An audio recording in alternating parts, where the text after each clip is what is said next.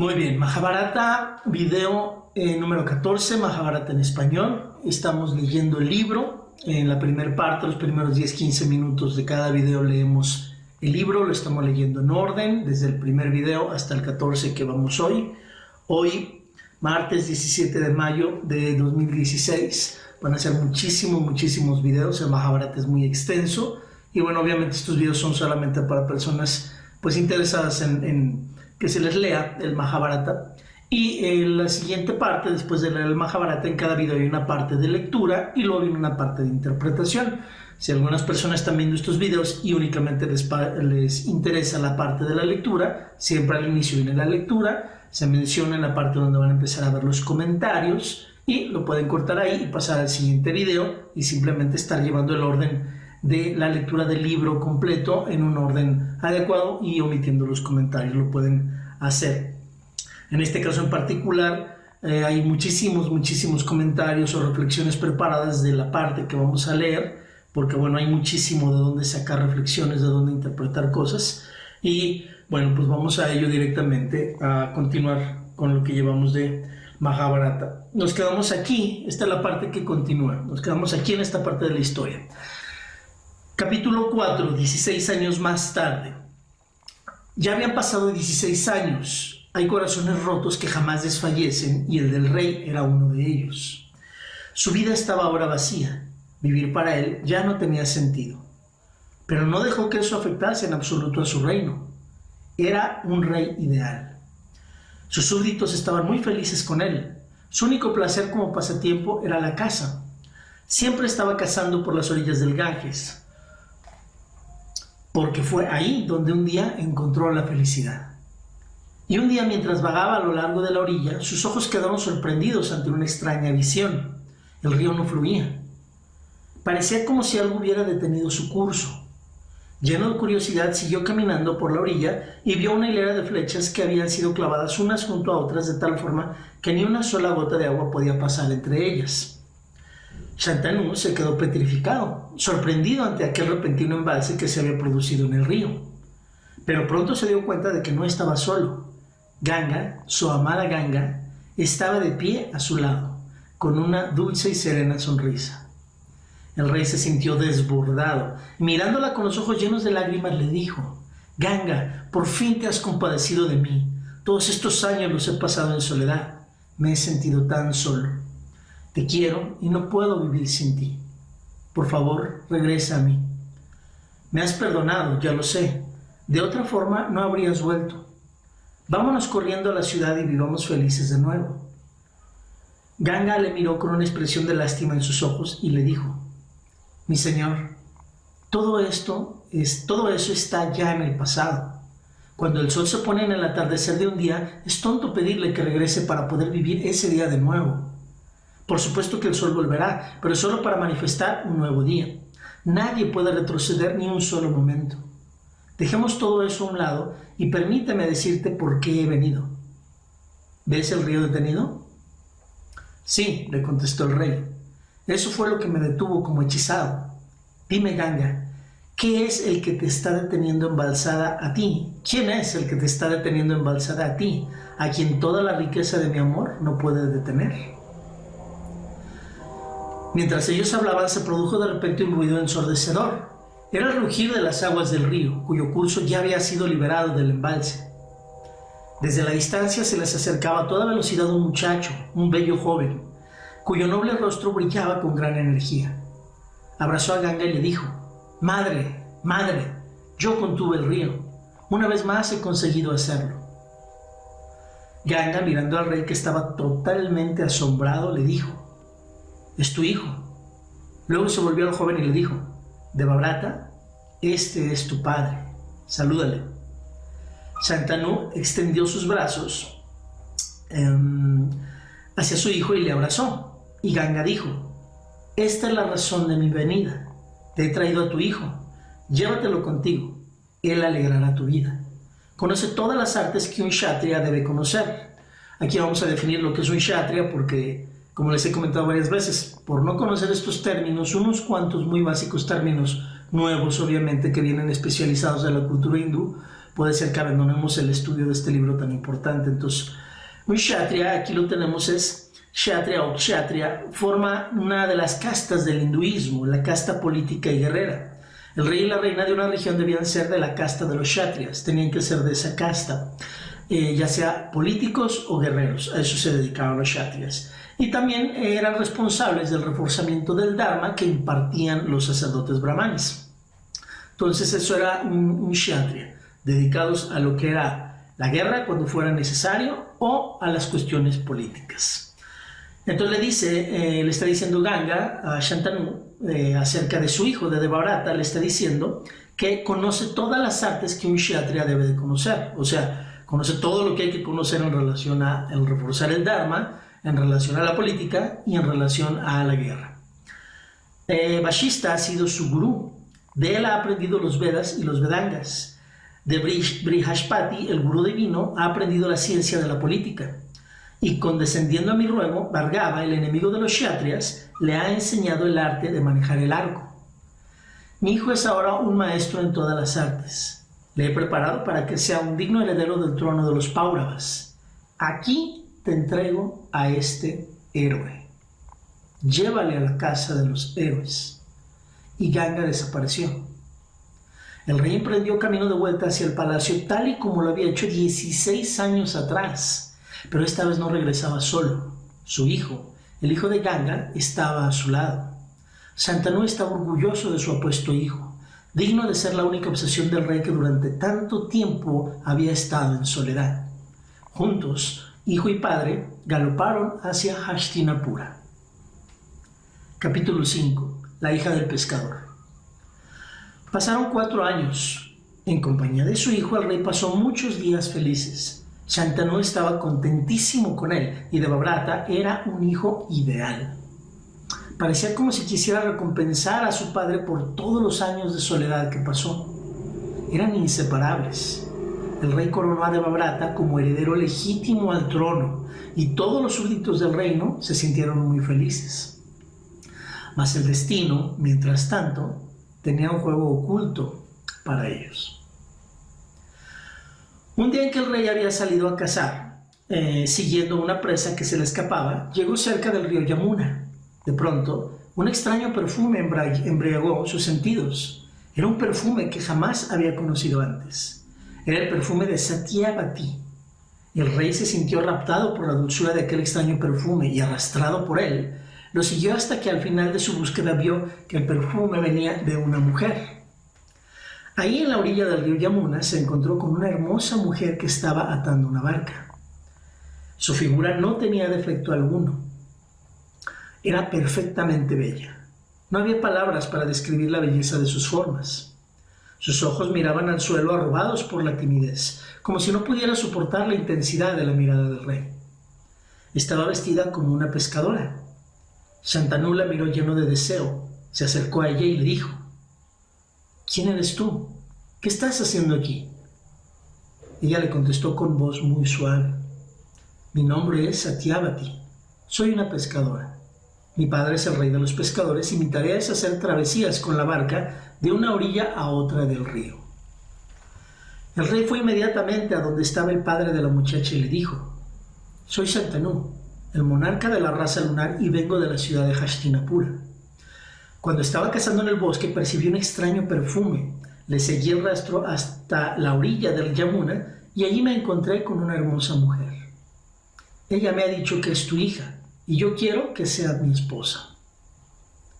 El astuto rey de los pescadores le contestó: Es cierto, mi señor, el perfume que percibiste proviene de mi hija y sé que en el mundo entero no hay persona más apropiada para casarse con mi hija que vuestra señoría.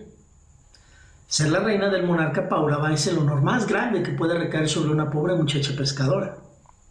Tengo la intención de entregarte a mi hija en matrimonio, pero hay una condición y si tú estás dispuesto a aceptarla, mi hija será tuya. El rey estaba impaciente y le dijo: Si es posible concederte lo que me pides, con certeza te lo concederé. El pescador le dijo: Alguien ha predicho que el hijo de mi hija será el heredero del trono del reino. Si me prometes que el hijo que nazca de ella será el rey de Hastinapura, que reinará después de ti, te daré a mi hija con sumo gusto. El rey enmudeció. Estaba pensando en Ganga, en el día en que le trajo a Devabrata y le dijo: aquí te entrego a este héroe, llévale a la casa de los héroes. La cara de su hijo bien amado vino inmediatamente a su mente, el hijo a quien ya había coronado como legítimo heredero. Pensó en el compromiso de amor que le unía a Devabrata, y sin pronunciar palabra alguna, Shantanu regresó a su carroza o a su carruaje. Con el corazón dolorido y angustiado por un profundo deseo de lo inalcanzable, el rey regresó a la ciudad. Capítulo 6. El voto de celibato. Devabrata encontró a su padre repentinamente cambiado. Ya no existía aquella felicidad que surgía de la relación perfecta que había entre ellos. Este nuevo padre ya no le hablaba, incluso aunque se lo pidiese. El príncipe trató de aproximarse a él para descubrir la causa de este desinterés, pero sus intentos fueron inútiles. El rey había perdido interés por todo, incluso por su pasatiempo favorito, la caza. Después de mucho tiempo, un día el rey le habló a Devabrata y le dijo así: en esta gran casa de los Kurus, tú eres mi único hijo. Representas para mí más que 100 hijos juntos. No es que pretenda casarme de nuevo, pero me preocupa el hecho de que eres mi único hijo. Dios te ha otorgado una larga vida, pero mi mente está turbada. Los sabios dicen que tener un solo hijo, es como no tener ninguno. Tú eres un gran guerrero y si algo te ocurriera en alguna de las guerras, el gran linaje de los Kurus quedaría sin heredero, se destruiría. Esta es la preocupación que está causando estragos en mi mente. El príncipe permaneció en silencio unos momentos. Su inteligencia había penetrado a través de la pantalla de palabras, tras las cuales el rey pretendió ocultarle lo sucedido. Fue a donde estaba su auriga, o sea, el chofer de su carruaje, o quien manejaba el carruaje de su padre, de Shantanu. Fue Devabrata, su hijo, fue con el chofer de su padre, y en tono muy directo le preguntó: eres un amigo confidencial de mi padre, dime, ¿quién es la mujer que ha capturado su corazón? Dímelo, quiero hacer lo que sea para ver a mi padre feliz. Después de dudarlo mucho, el auriga, el conductor de la carroza, del carruaje, le dijo vacilante: esa es la hija de un pescador. Su nombre es Satyavati. Tu padre se enamoró de ella y le pidió su mano a su padre. Y él a cambio le puso una condición, que el hijo que tenía que nacer de ella debía ser nombrado rey en el trono de los Pauravas. Tu padre pensó en ti y sintiéndose impotente regresó a Hastinapura. Sin decirle nada a su padre, Devabrata partió hacia el bosque y no se detuvo hasta que llegó a una aldea de los pescadores. A la aldea de los pescadores. La mujer a quien su padre amaba estaba ahí, en la orilla del río Yamuna. Devabrata la saludó y le invitó a venir al palacio. Pero su padre se interpuso saludando al príncipe con el debido respeto. El príncipe le habló muy claro y directo. ¿Qué quieres? ¿Es que no te parece suficiente honor que el rey del mundo entero venga a pedirte un favor? Mi señor, dijo el pescador, alguien predijo que el hijo de Satyavati sería un monarca. Yo os conozco bien, sé que sois el príncipe heredero y que el rey os ama mucho. Por eso no me respondió cuando le dije mi condición, y ahí concluyó todo. Devabrata hizo un gesto de desagrado por la astucia del pescador. Que su padre quisiera algo y no pudiera conseguirlo era algo inimaginable para él. Le dijo: ¿quieres que tu nieto sea el rey que siga a mi padre?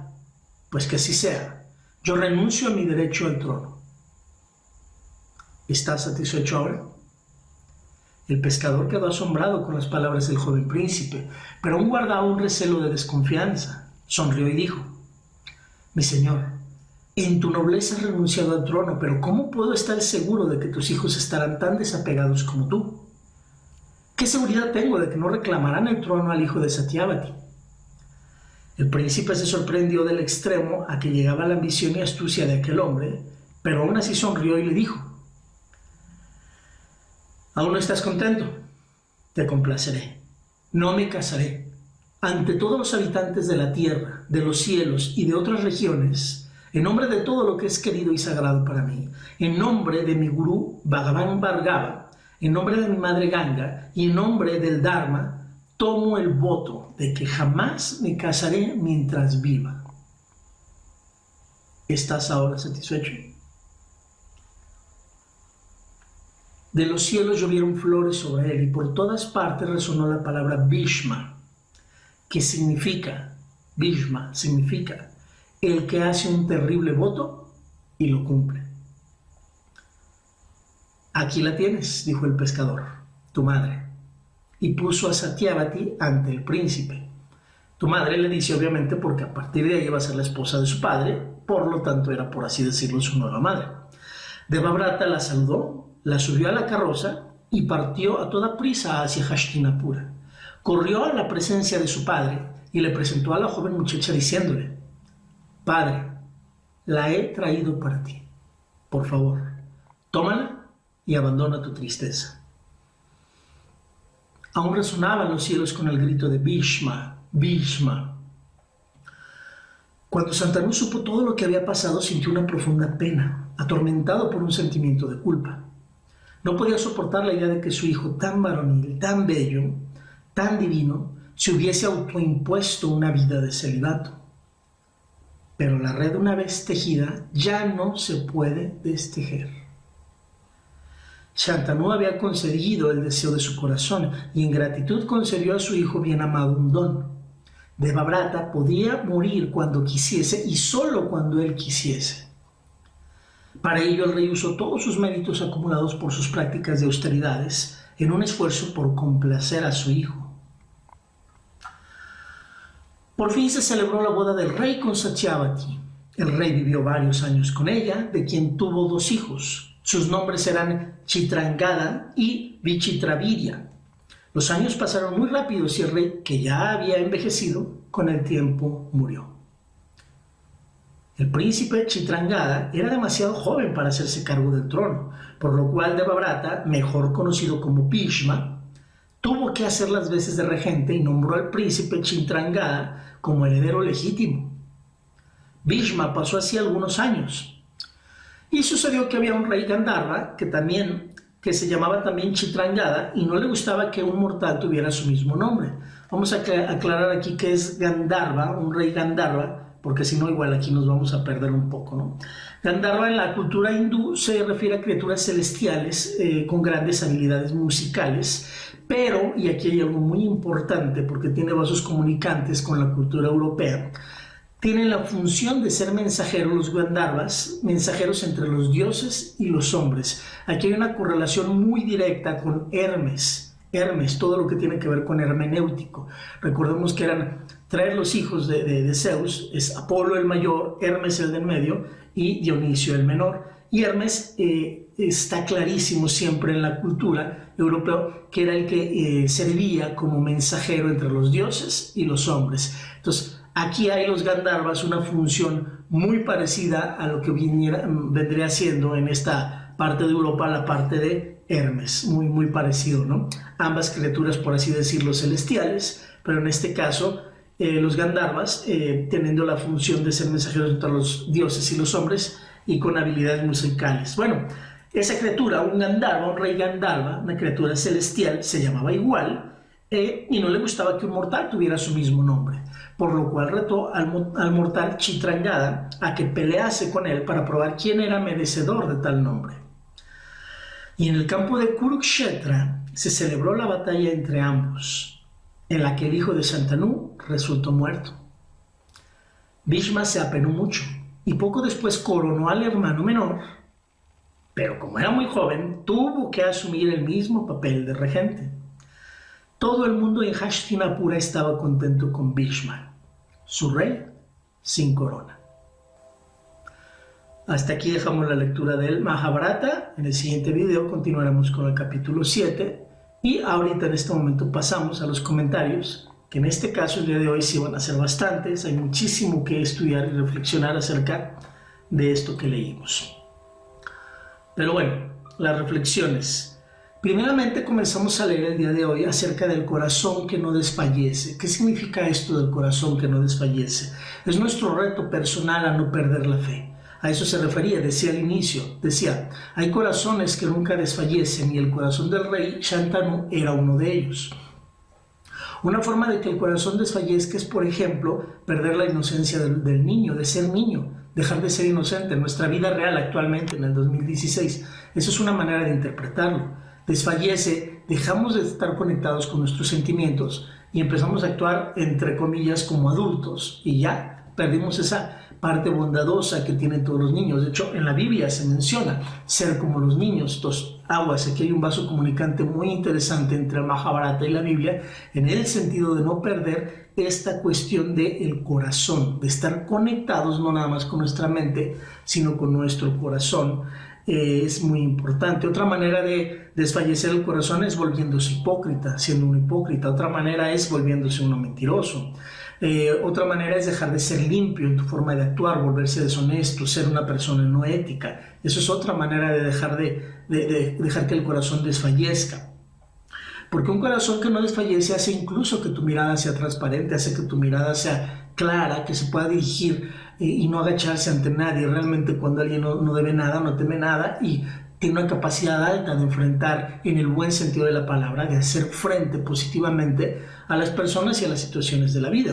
Entonces es muy importante tener eso claro. Siguiente reflexión. Menciona el Mahabharata en esta parte que leímos que Shantanu era un rey ideal, pero que su vida estaba vacía. ¿Esto qué significa? Significa mucho lo que hemos escuchado muchas veces, la frase de candil de la calle, oscuridad de tu casa.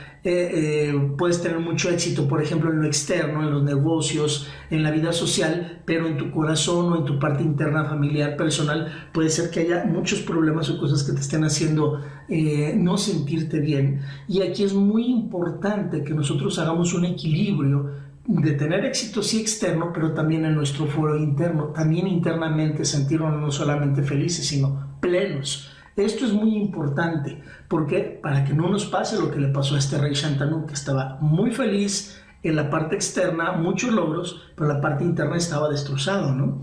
Y esto pasaba mucho, le pasaba mucho a él por la cuestión de que él puso en todos estos años, en estos 16 años que se fue en Ganga a educar a su hijo, se la pasó extrañándola y toda su felicidad la puso en ella, la extrañaba, en vez de buscar también una felicidad interna. Nosotros en nuestra vida diaria, eso nos pasa muchas de las ocasiones.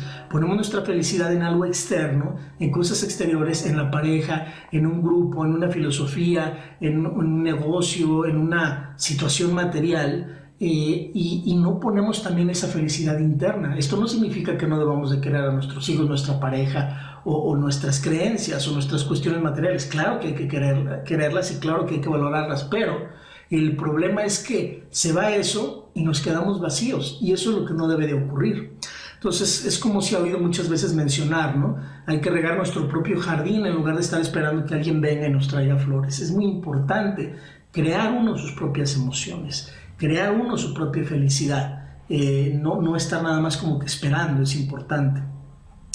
Entonces, otra reflexión en relación a lo que leímos el día de hoy es lo errado que puede llegar a estar uno con sus observaciones de lo que le ocurre en la vida. A veces nos pasa algo en la vida y lo leemos mal, le damos una lectura incorrecta, no leemos correctamente lo que ocurrió.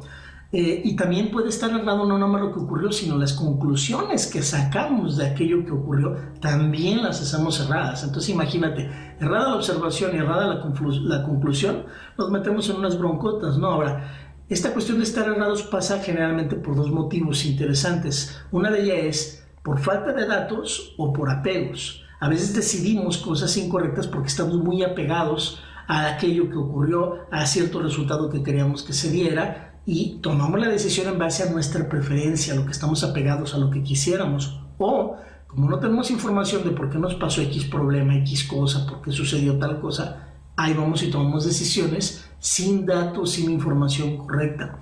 Es muy importante que lo examinemos. Le dice Ganga en el libro, Ganga, le dice él a Ganga, Ganga, por fin te has compadecido de mí. Nada que ver, o sea, ella no hizo nada personal con él. Se va a oír mal lo que voy a comentar, pero realmente lo que hicieron con él, con Shantanu, fue utilizarlo para tener a estos hijos que debían de nacer y morir rápidamente para cumplir la maldición de este Vashista, que ya lo vimos en videos anteriores del Mahabharata.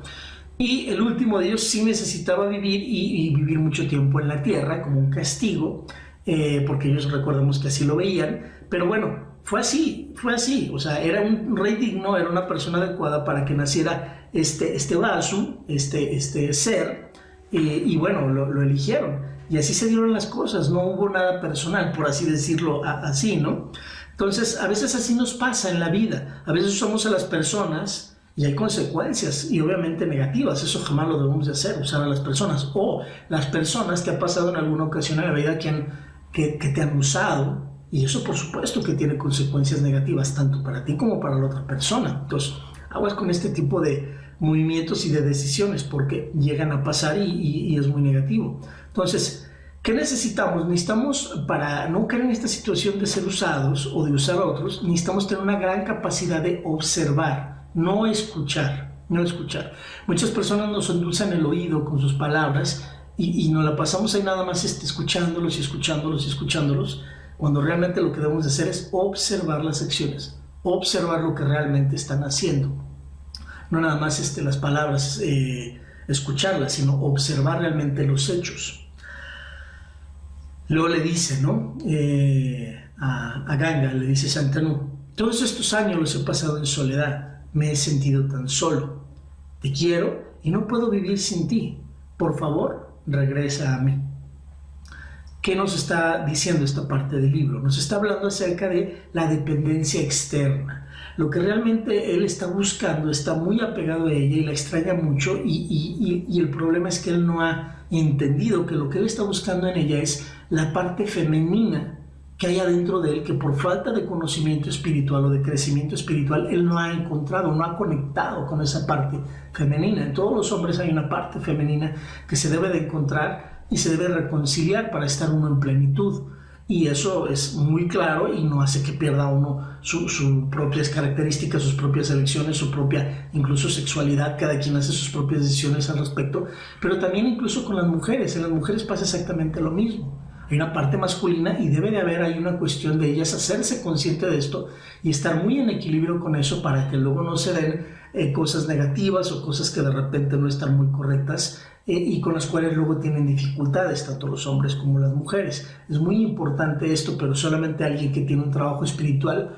lo puede hacerse consciente de esta situación y realmente tener una cuestión de tenerlo unificado, ambos polos. Y esto está comprobadísimo, tanto a nivel mental como a nivel genético está comprobado.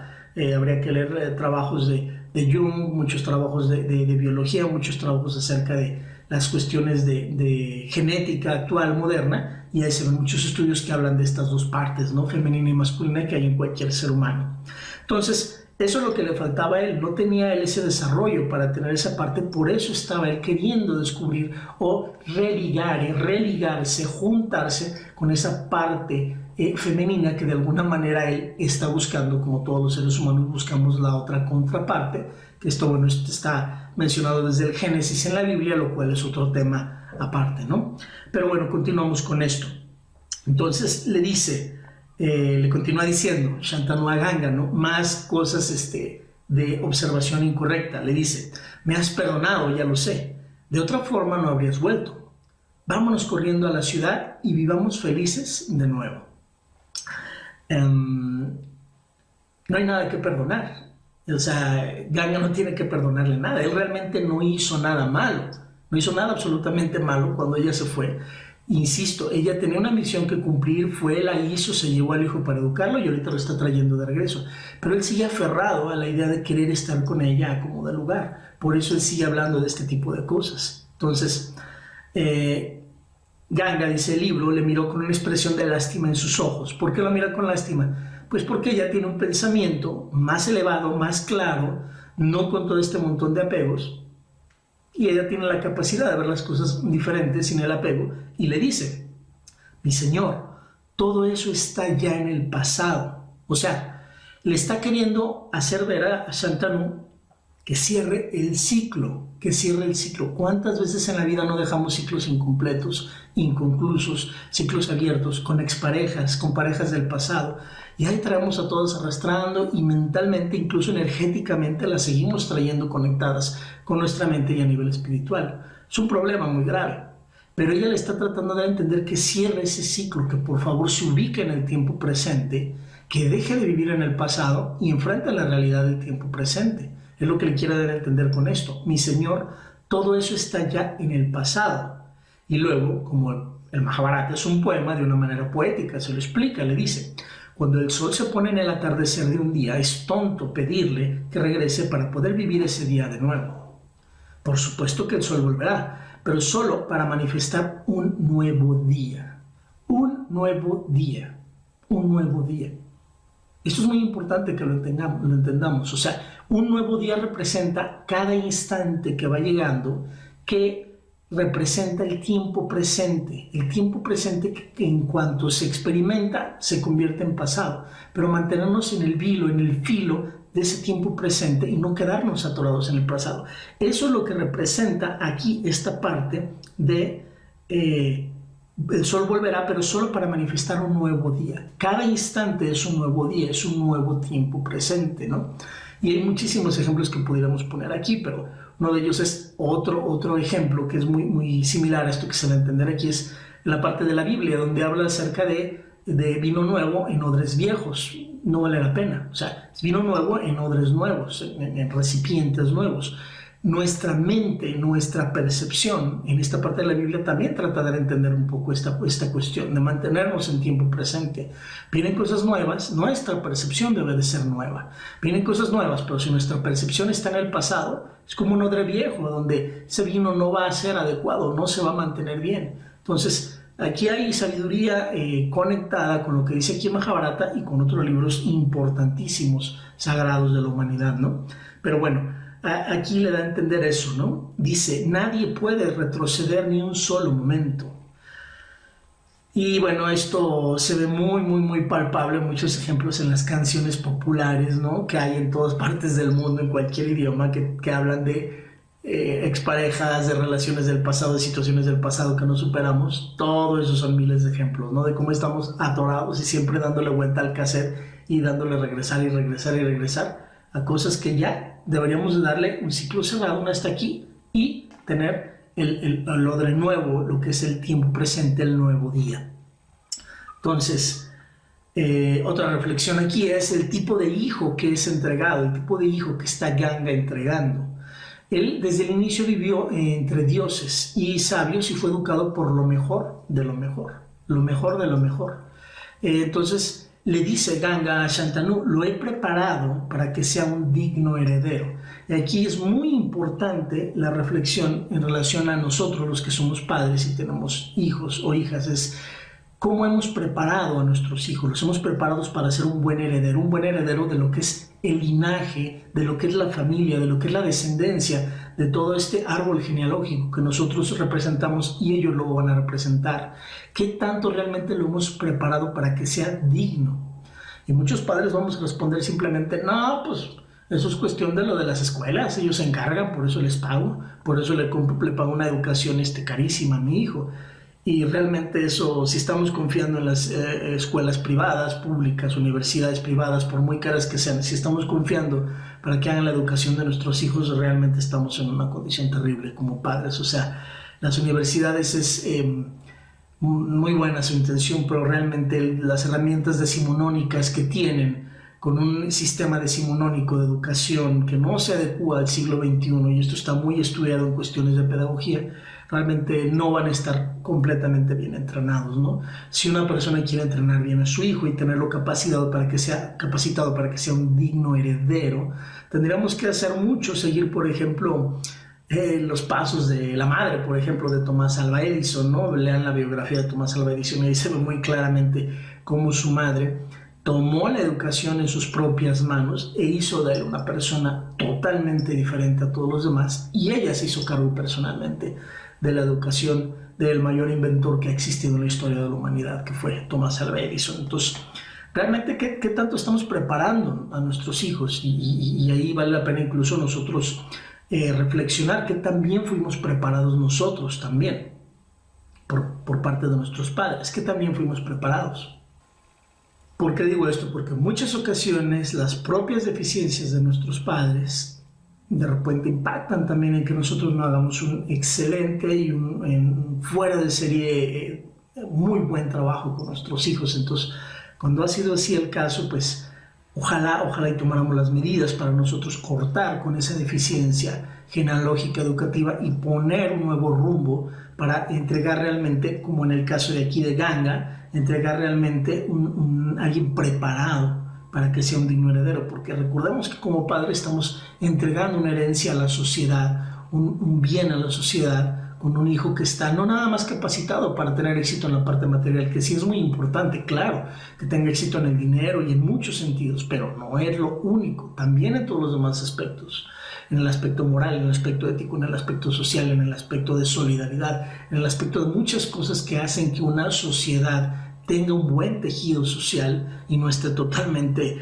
deshecho ese tejido social por el tipo de hijos que cada una de las familias están entregando, se mezclan en la sociedad y bueno, luego tenemos los resultados que se ven en la mayoría de las sociedades del mundo, ¿no? Basta con que ustedes lo observen y saquen sus propias conclusiones. Entonces, siguiente reflexión, ¿no? Dice el Mahabharata, en lo que leímos hoy, dice, el destino tenía un juego oculto para ellos. Esto es muy importante que lo entendamos. O sea, él era un rey y era muy capaz. Él era un hijo de una diosa y era muy hábil también. Pero no por ello, no por ser grandes y gigantes y realmente muy capacitados, no por ello podían controlar al 100% la vida. Y esto es muy importante que lo entendamos. Muchas de las veces nos creemos casi superdioses, casi supermanes. Y es muy importante que entendamos que no tiene que ser así la vida, que no tenemos que ser como supermanes y tener éxito en todo, porque eso lo único que hace es hacer que nuestro ego y nuestra mente nos domine a nosotros como personas, en vez de nosotros tener a la mente y al ego bajo control. Este es un tema clave y genera muchísima infelicidad y hace que una persona no pueda alcanzar la serenidad, no pueda alcanzar estados emocionales muy elevados, porque está siempre como un esclavo. ¿Cómo va a estar emocionalmente elevado a alguien que toda la vida es un esclavo de la mente y del ego?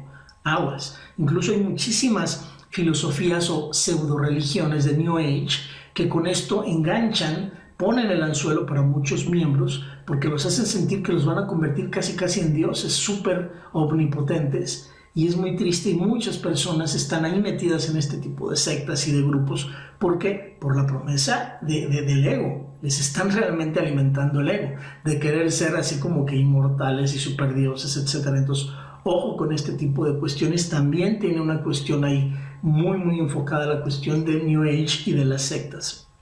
Entonces, siguiente reflexión en relación a esto. La descripción que se hace de Satyavati, la mujer esta de la que se enamora Shantanu, en el aspecto estético, es muy importante ver aquí cómo desde aquí se ve el aspecto estético, en este caso en una mujer. Podría ser otra cosa, pero aquí lo reflejan en la cuestión de una mujer. Están hablando de aroma, voz y figura, o sea, de cómo olía ella, de cómo era su voz y de cómo era su cuerpo. O sea, están tocando realmente los sentidos del olfato, del oído y de la vista. Y la estética tiene que ver con esto, con el impacto que se hace hacia los sentidos de una influencia externa. Y bueno, en este tema de la estética, en la filosofía está súper estudiado, sobre todo por Kant y muchos otros autores, pero la estética tiene que ver, cada quien tiene su concepto de lo que es bello y no bello, y bueno, ahí es una discusión que nunca se termina, pero el punto es, la estética lo que tiene en común es la cuestión del agrado, de que ese algo le agrada a alguien, encuentra algo agradable en esa comunicación, expresión creativa, etcétera, ¿no? O en lo que está viendo. Y lo contrario de algo estético, obviamente, sería una cuestión de rechazo, algo que no nos parece agradable, que nos causa rechazo, ¿no? Entonces, aquí también hay un punto de análisis en cuanto a estética, ¿no? La ve es algo estético y le dice, quiero que seas mi esposa. El rey sabe lo que quiere y va directo a ello, y va con quien debe de ir, o sea, directamente con el padre. Va y habla con el padre porque él es el que autorizaba en este caso, ¿no? Y esto es muy importante que lo reflexionemos en nuestra vida personal. ¿Cuántas de las veces en vez de ir directo por lo que queremos en la vida, nos la pasamos yendo a todos lados menos al lugar donde debemos de ir? Si debemos de ir de A a B, nos la pasamos de A a Z, P, Q, R, W y al final llegamos a B. Esto es mucha desviarse, mucho estar ahí como que dando brincos, estando en el suelo tan parejo, ¿no? Es ir de A a B. Aquí Shantanu nos da esta lección de vida. Si realmente queremos algo es ir los dos puntos más cercanos entre un objetivo en la línea recta, ir directo, sin aberrarnos, sin ir vagando, sin ir errando, irnos directo. Aberración significa ir una línea torcida, ya sea a nivel mental, estar torcidos, no ir directos, o en la vida también estar torcidos, no ir directos a lo que queremos. Cuando nos desviamos en nuestra mente de lo que queremos, ahí está mostrado lo que es la aberración. Y cuando en la vida nos ponemos chuecos y nos vamos hacia donde no queremos ir, eso es aberración reflejada en la vida. Aberrare, estar errante, o sea, no ir directo. Esto significa esta parte del Mahabharata donde dice, quiero que seas mi esposa, y va directo con su padre. Eso es ir de A a B, ir directo a lo que uno quiere en la vida. Siguiente reflexión aquí es cuando el padre de Satyavati le revela sus intenciones, y ahora sí que lo avaricioso que es, porque quiere que su nieto sea el heredero al trono. El rey expresa con sus palabras la mente educada que tiene. O sea, ahí Shantanu sí hace un acierto muy grande. Ahí demuestra la mente educada y cómo él tiene hasta cierto punto, en gran parte, sus cuestiones sensoriales, sensitivas, sensuales, bajo su control. A la mente y al ego bajo su control en este sentido. Porque le dice que tiene una condición. El rey Shantanu no se apresura en responderle sí o pídeme lo que sea o lo que quieras con tal de que me des a tu hija. No, le dice, si es posible concederte lo que pides, con certeza te lo concederé. Esto es muy importante que lo analicemos en nuestra vida personal. ¿Cuántas de las veces no, con tal de querer y salirnos con la nuestra y obtener lo que queremos, decimos que sí a todo? Y nos metemos en 1000 brincos y hacemos circo, maroma y teatro y terminamos bien enredados en la vida, pero que se haga nuestra voluntad, ¿verdad? Que se haga la voluntad del ego, ¿por qué no? Y esa es una bronca, en vez de realmente analizar si es correcto o no es correcto y simplemente poder decir a nosotros mismos no, o me rehúso a esto, o no, voy a entrarle a esto. Y con eso nos evitaríamos muchísimas broncas. Entonces, nos pasa mucho en la vida y luego nos produce efectos adversos en el mediano y en el largo plazo. Siguiente reflexión. Lo que le pide el pescador al rey, a Shantanu, con tal de darle la mano de Satyavati, va directamente en contra de algo que Shantanu con gusto se comprometió, que es darle el trono a su verdadero y legítimo heredero, que era su hijo de Bharata. Y es muy importante, como el Mahabharata lo expresa mejor y de una forma más bella, más poética. No era una promesa lo que Shantanu le hizo a Bharata, sino, y vean qué bello lo expresa aquí el Mahabharata, era un compromiso de amor. Y aquí, esta frase nos deja una lección bien importante en nuestra vida personal en este siglo XXI. O sea, realmente los compromisos que hacemos los tomamos como compromisos de amor. Los compromisos que tenemos con la sociedad, con nuestro prójimo, con las personas que amamos, con nuestros hijos, con nuestros padres, o los vemos así como que, ay, qué hueva, qué flojera, híjole, tengo que hacer esto, ay, ya no lo soporto. Cuando estamos en esa actitud no estamos teniendo un compromiso de amor. Realmente hay que realizar las cosas, pero siempre desde un enfoque, desde el amor, desde un compromiso de amor. Y vas a ver cómo cambia tu vida y vas a ver cómo lo haces hasta con un gusto diferente, con una actitud muy diferente, simplemente entendiéndolo como Shantanu lo entendía con su hijo, no como una obligación, sino como un compromiso de amor, que es una diferencia total y gigantesca. Entonces, él se rehúsa a deshacer esa promesa, porque la hizo con gusto y la ve como adecuada. Su hijo de Bharata está totalmente preparado para ser el mejor heredero. Por eso es por lo que él se negó a decirle que sí al padre de Satyavati y se negó incluso a su felicidad personal. Porque él tenía muy clara la escala de motivación. La escala de motivación tiene en la parte más alta el deber, el sentido del deber. Luego viene la convicción personal, luego viene el logro personal y más abajo la motivación más baja es el dinero. Esa es los 4 puntos de una escala de motivación. En todo el mundo, todos los seres humanos funcionamos con esta escala de motivación. Ahora, no porque el dinero esté hasta abajo quiere decir que no es importante, o quiero ya dar a entender que no se debe de buscar para nada. Claro que es importante y se debe buscar. Lo que es muy importante es que abarquemos las 4 partes de motivación, no nada más la más baja. Gente que le interesa el dinero y no le interesa absolutamente nada más.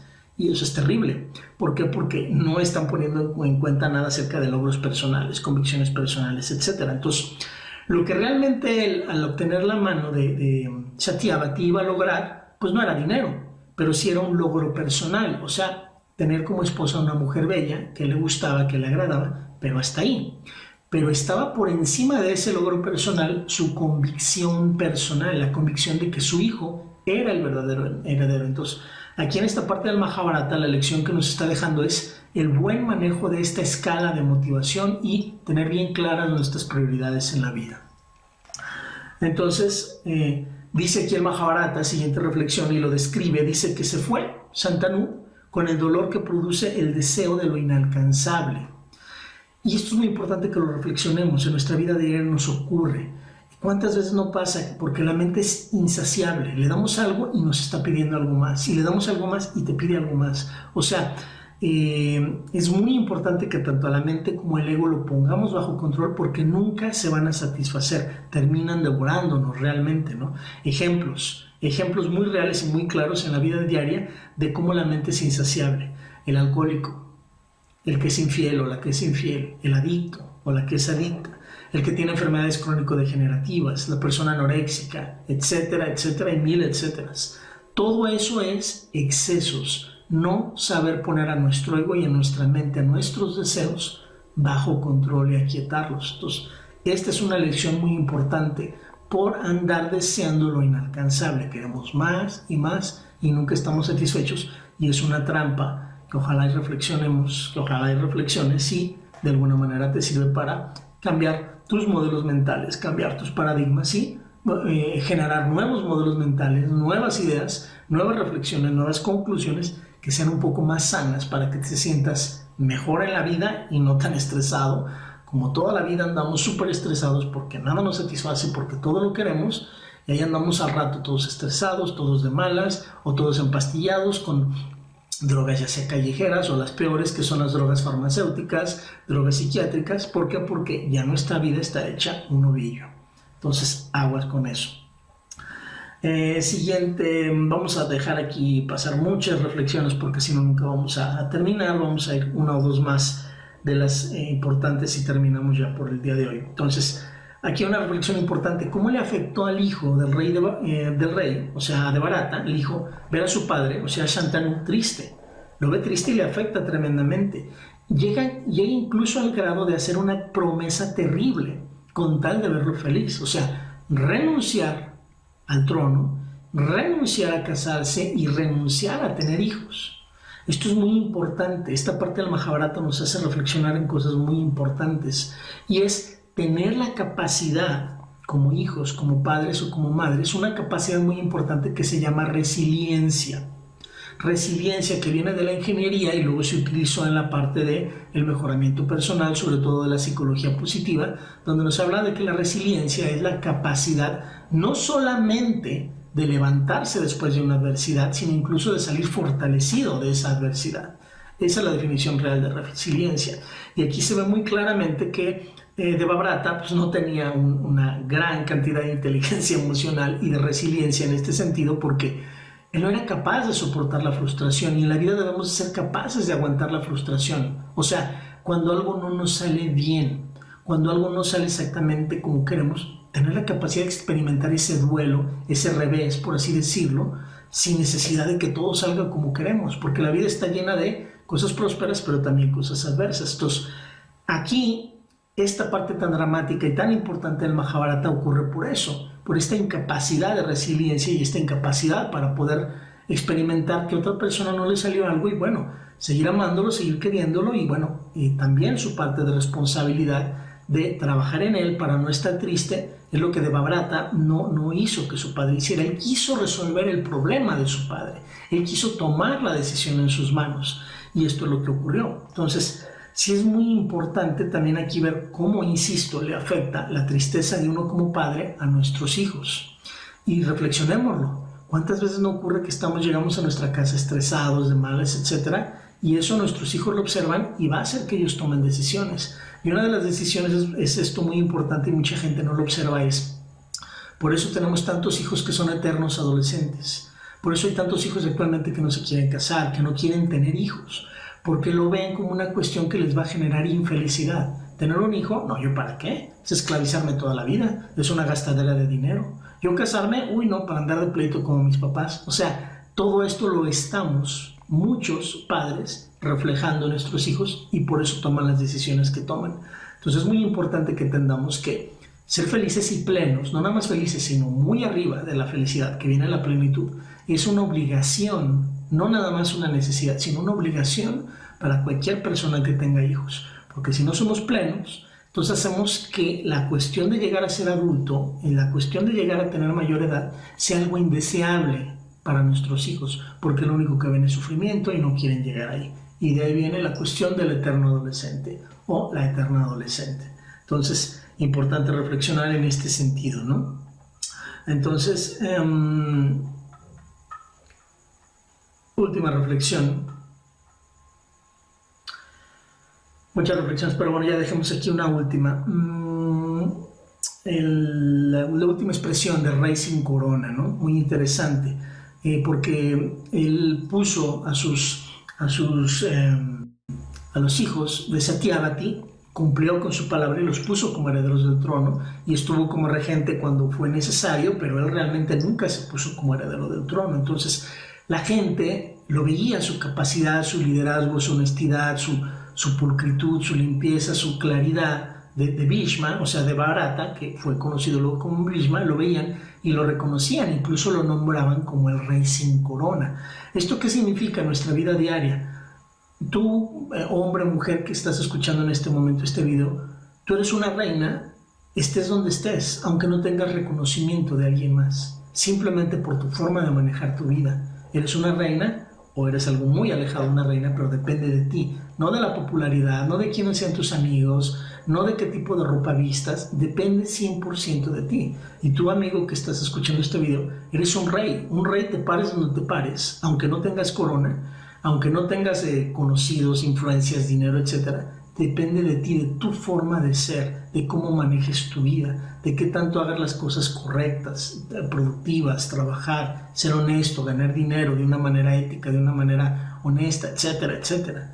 Realmente de eso depende. Entonces, esta última lección nos da a entender muchas cosas en cuanto a valorarnos como seres humanos y entender que todos somos reyes, sin ego, sin tomar en cuenta el ego, sin tomar en cuenta la mente que todo lo confunde, que todo lo malentiende, el ego que todo lo pone mal, sino con mucha humildad entender que somos reyes por nuestras acciones, no por cuánto dinero tengamos o por la popularidad que tengamos.